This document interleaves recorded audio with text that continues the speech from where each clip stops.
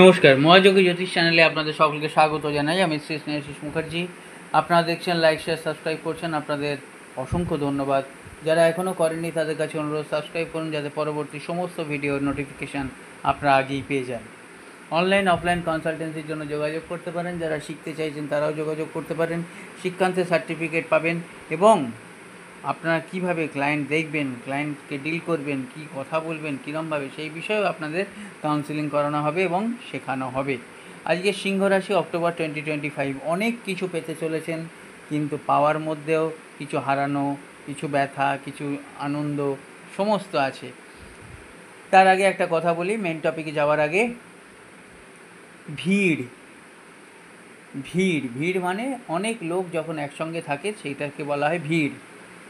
ভিড় তাহাই করে যাহা সবাই করে, কিন্তু সফলতা কেবলই সেই জন পান যিনি ভিড়ের থেকে আলাদা হয়ে নিজের রাস্তা তৈরি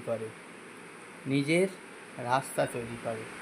তিনিই কিন্তু সফল হন এবং তিনি এক্সেপশন হন, তিনি উদাহরণ হন। সিংহ রাশির এখন সিংহ রাশির ঘরে চন্দ্র, শুক্র, কেতু, দ্বিতীয় ঘরে রবি, বুধ, তৃতীয় ঘরে মঙ্গল, সপ্তমে রাহু, অষ্টমে শনিদেব এবং একাদশে বৃহস্পতি। হেলথের বিষয়ে যদি আমি প্রথম বলি, তাহলে আমাদের স্বাস্থ্যই সম্পদ। স্বাস্থ্য কী না, ফার্স্ট হাউস হচ্ছে ইমিউনিটি পাওয়ার, তার অধিপতিকে রবি দ্বিতীয় যাবে 17ই অক্টোবর, কিন্তু 17ই অক্টোবরের আগে নিশ্চয়ই অনেক কিছু ভালো দেখা যাচ্ছে। 17ই অক্টোবরের পর যে খুব প্রবলেম সেটা না, কারণ দ্বিতীয় আছে, কন্যা রাশিতে আছে। তৃতীয় যখন যাবে, 17ই অক্টোবর তৃতীয় যখন যাবে তুলা রাশিতে, তখন কি হবে, নিচস্থ হয়ে যাবে। এই নিচস্থ যখনই হবে তখনই কিন্তু আপনাদের ইমিউনিটি পাওয়ার দুর্বল হয়ে যাবে। তার জন্যই বলা হচ্ছে যে এখন থেকে একটু সাবধানে খাওয়া দাওয়া করবেন। ফাস্ট ফুড প্রচণ্ড প্রবলেম, ফাস্ট ফুড একদম অ্যাভয়েড করবেন। পুজো চলছে, পুজো আসছে, সুতরাং সেই সময় একটু বুঝে শুনে চলবেন। শনিদেবের 7.5 চলছে, দাঁতের ইনফেকশান, লিভারের ইনফেকশান, জয়েন্ট পেন।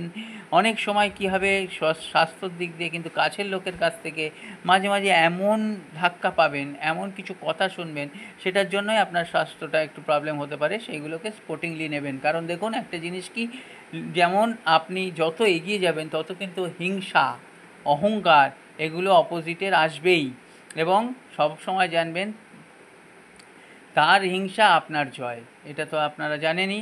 কারণ একটা জিনিস মনে করবেন, সব সময় কথাটা মনে করবেন যে আপনি যত এগোবেন ততই কিন্তু হিংসা বাড়বে। তা বলে কি আপনি এগোবেন না? নিশ্চয়ই এগোবেন। সিংহ রাশির বিশেষ করে ব্যক্তিরা তারা থেমে থাকতে শেখেনি। 17ই অক্টোবরের পর আপনাদের কিন্তু একটু মন দিতে হবে, শরীর স্বাস্থ্যের ওপর মন দিতে হবে। আরেকটা জিনিস হচ্ছে কি, প্রচণ্ডভাবে আপনারা প্র্যাকটিক্যাল হয়ে যাবেন এবং সেন্টিমেন্টের, ইমোশনের একদম জায়গা দেবেন না।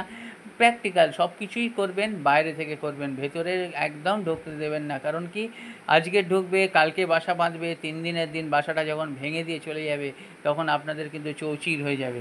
তখন সেটা সামলাতে গেলে তখন আরও অনেক প্রবলেম আসবে এবং অর্থ খরচা, সময় খরচা, এনার্জি খরচা সবই খরচার দিকে চলে যাবে।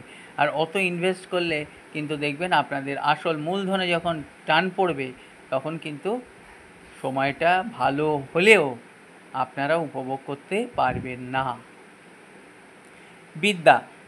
বিদ্যাস্থানে কি বলছে না, পঞ্চমপতি বৃহস্পতি, পঞ্চমপতি কোথায় হবে, রাশি চেঞ্জ করবে, 19শে অক্টোবর কর্কটে যাবে। তাহলে পঞ্চমপতি কোথায় যাচ্ছে, দ্বাদশে যাচ্ছে। পঞ্চমের সঙ্গে যখনই দ্বাদশ হবে, লং ট্রাভেল হবে বিদ্যাক্ষেত্রে, বিদ্যার দিক দিয়ে, অ্যাডমিশনের দিক দিয়ে, পড়াশোনার দিক দিয়ে, পরীক্ষার দিক দিয়ে। যারা বাইরে যেতে চাইছেন তারা যথেষ্টই বাইরে যেতে পারবেন, জন্মস্থান থেকে দূরে চাইছেন তারাও দূরে যেতে পারবেন। কিন্তু অনেক সময় অনেক কিছু ভাবছেন যাবেন কি না, ডিলে করছেন। কারণ কি, আসল কথা হচ্ছে যে পঞ্চমে চতুর্থে শনিদেব আছে। এটা ভাব থেকে বিচার হয়। পঞ্চম হচ্ছে বিদ্যা, তার সুখ শান্তি হচ্ছে পঞ্চমে চতুর্থ, অর্থাৎ পঞ্চম, ষষ্ঠ, সপ্তম, অষ্টম। তাহলে অষ্টমে শনিদেব আছে, শনিদেব দেরি করাচ্ছেন। শনিদেব অনেক সময় ভাবাচ্ছেন যে যাব কি না, করবো কি না, সব কিছুতেই করে ফেলুন, নিশ্চয়ই হবে। সেটা আপনারা আরেকবার দেখিয়ে নেবেন, আপনাদের স্যাটিসফ্যাকশনের জন্য আপনারা দেখিয়ে নেবেন। এবার প্রেম ভালোবাসা যদি দেখা যায় তাহলে পঞ্চমপতি থেকে যেমন বিদ্যা, পঞ্চম থেকে যেমন প্রেম। প্রেম কিন্তু রিলেশান থেকে যথেষ্ট লাভ হবে। লাভ মানে কি, পয়সা করি অর্থ করি ওইসব না, আপনারা ভালো অ্যাডভাইস পাবেন, ভালো কানেকশান আসবে, আপনাদের বোধোদয় হবে। সিংহ রাশির বিশেষ করে যারা প্রেমের সম্পর্কে, তাদের অনেক কিছু তাদের সঙ্গী বা সঙ্গিনী তাদের বোঝাবে, জায়গাটা জিনিসটা খুলে দেবে। কারণ অনেক সময় কি হয়, আপনারা চারিপাশে অনেক সময় অনেক কিছু দেখেন কিন্তু তবু আপনাদের মন মানে না, বা আপনার যে কোনোভাবেই আপনারা বাইন্ডিং এবং বন্ডিংয়ে কিন্তু নিজেদের বেঁধে রাখেন। সেই জায়গা থেকে আপনাদের চোখ খুলে যাবে। একটু সঙ্গিনী বা সঙ্গীকে একটু মাত্রা দেবেন, একটু একটু সম্মান দেবেন, যে যেটা বলছেন সেটা ভেবে দেখবেন। কারণ সেখানেও কিন্তু অনেক সময় কি হয়, যে যেহেতু আজকের পঞ্চমপতি বৃহস্পতি সে আপনার দ্বাদশে যাবে, সেহেতু সেই জায়গাটা কিন্তু আপনার দেখতে হবে। এবং আরও একটা জায়গা হচ্ছে কি, আপনার পঞ্চমপতি এবং অষ্টমপতি, সেখানে বৃহস্পতি কর্কটে উচ্চ স্থানে যাচ্ছে, তাদের কর্তাটা শুনবেন, বিচার করবেন, একবারে চোখ কান বুঝিয়ে আপনাদের বিচারও করতে হবে না, আবার উড়িয়েও দিতে হবে না। সেরকমই হচ্ছে ওয়ার্কিং প্লেসে আপনাদের মানে যথেষ্ট আপনাদের যোগ্যতা অনুযায়ী আপনারা ফল পাবেন। নেগেটিভ সব সময়ই আছে, ওটা নিয়ে চিন্তার কিছু নেই। শনিদেব যেটা করবে সেটা স্ট্রাগলিংটা বাড়াবে, আপনারা ধৈর্য ধরে থাকবেন, নিশ্চয়ই উন্নতি হবে। আরেকটা কথা সব সময় সিংহ রাশির মনে রাখতে হবে, যে কারুর ওপর বেশি এক্সপেক্ট করবেন না, কারুর থেকে কাউকে কোনো কিছু বেশি মাত্রায় এমনভাবে বসিয়ে দিলেন যে বাবা হ্যাঁ মানে অন্ধবিশ্বাস, এক্সপেকটেশান, সে যেই হোক, ব্লাড রিলেশান হোক আর যেই হোক, তাকে একটা পর্দার বাইরে রাখবেন।